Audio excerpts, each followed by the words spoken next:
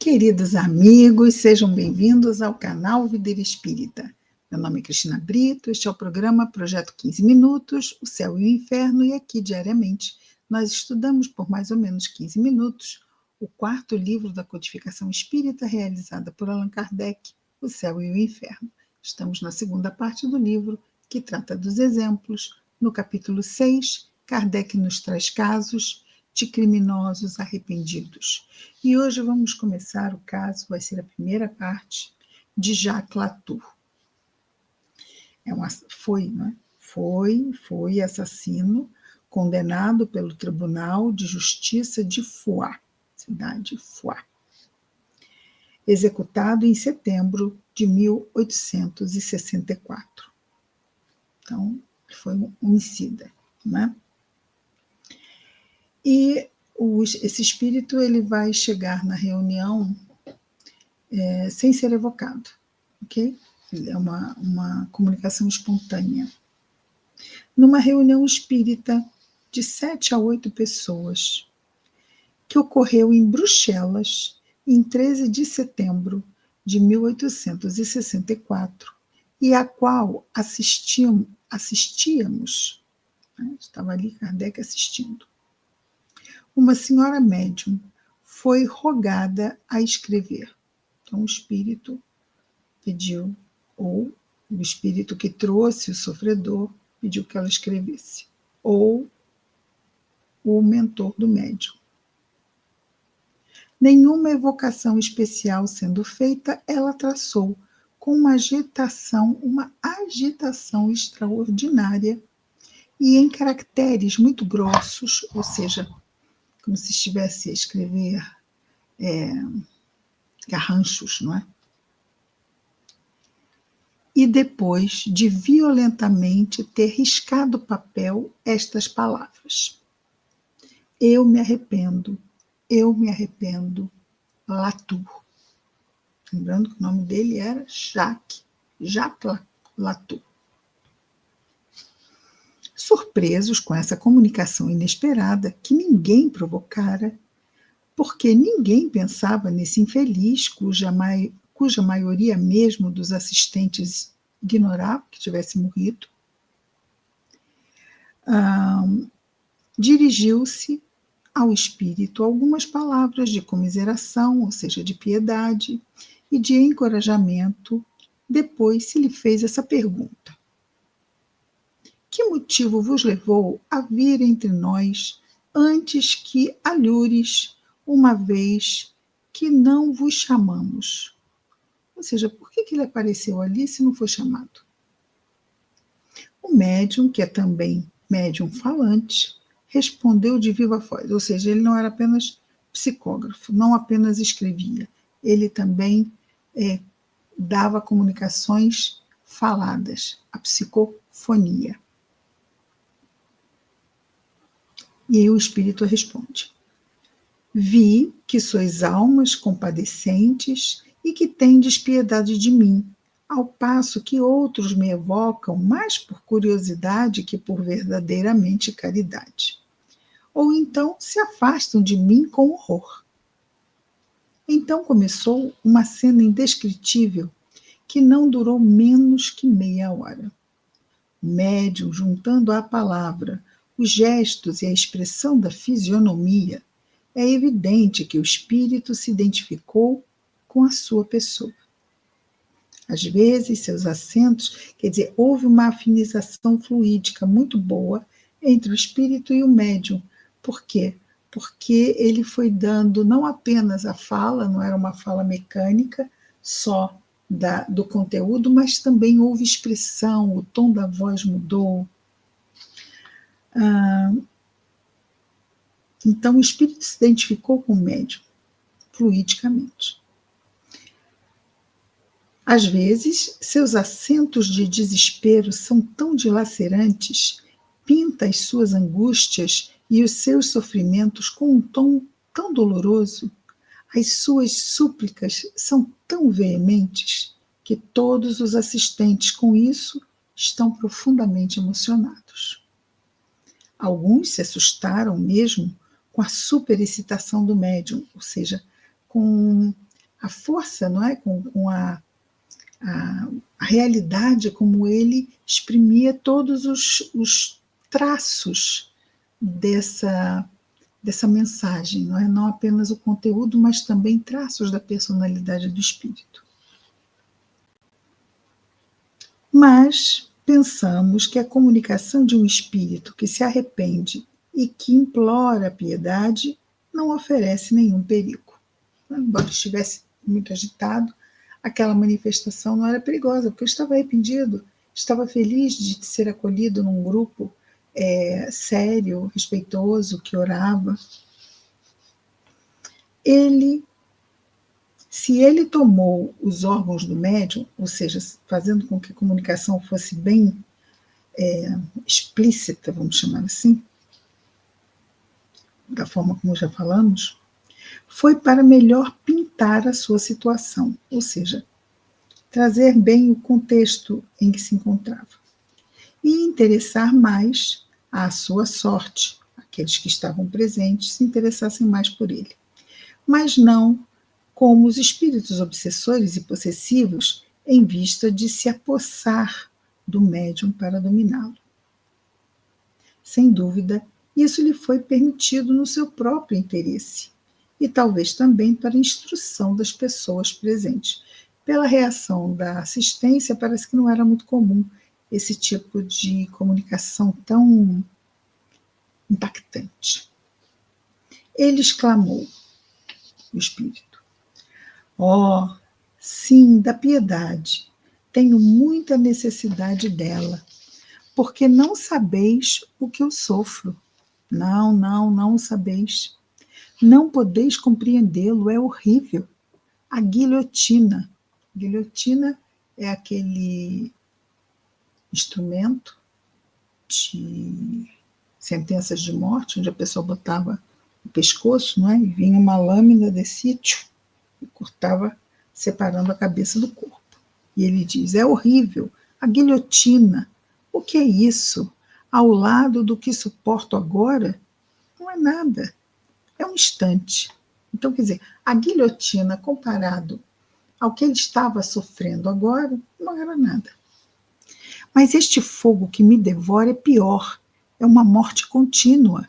É um sofrimento que não deixa trégua nem repouso, que não tem fim. E vamos ver que sofrimento é esse, não é? E minhas vítimas, que estão ali, ao meu redor, que mostram as suas feridas, que me perseguem com seus olhares, elas estão ali diante de mim. Eu as vejo todas, sim, todas. Eu as vejo todas, não posso evitá-las.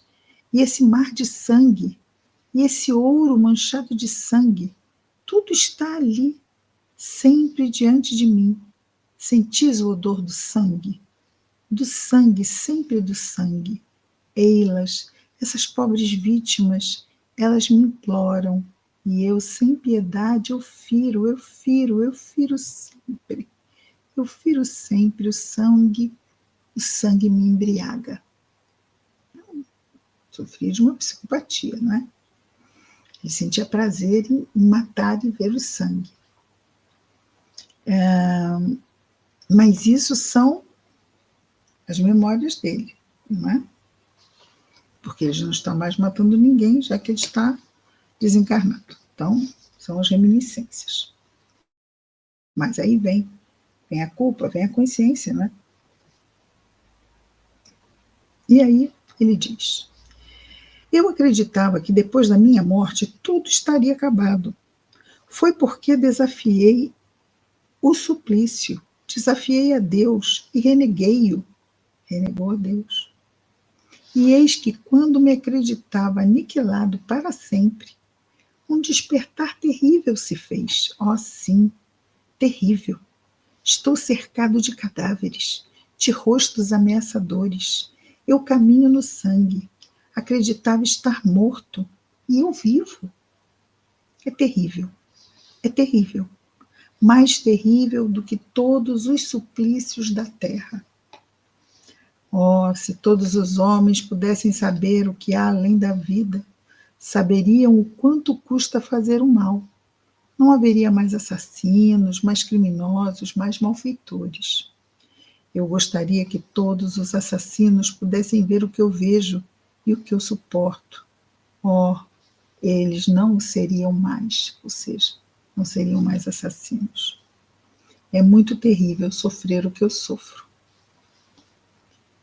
Sei bem que eu o mereci, ó meu Deus, porque não tive piedade de minhas vítimas. Eu repeli as suas mãos suplicantes quando elas me pediam para poupá-las. Sim, eu mesmo fui cruel. Eu covardemente as matei para ter o seu ouro. Fui impiedoso. Vos reneguei, meu Deus. Blasfemei sobre o seu santo nome. Quis atordoar-me. Por isso queria me persuadir de que vós não existíeis. Então, se ele afastasse a ideia de Deus, Deus não existe, ele poderia fazer todo o crime que quisesse, que não haveria consequências. Oh, meu Deus, eu sou um grande criminoso. Eu o compreendo agora, mas não tereis piedade de mim? Sois Deus, quer dizer, a bondade, a misericórdia. Sois todo-poderoso. Mas também é justo, não é? É toda justiça. Piedade, Senhor, ó piedade, piedade, isso eu vos peço. Não sede inflexível, livrai-me dessa visão odiosa, dessas imagens horríveis, deste sangue, de minhas vítimas, cujos olhares me penetram até o coração como golpes de punhal. Exatamente, talvez como ele terminou com a vida delas, não é?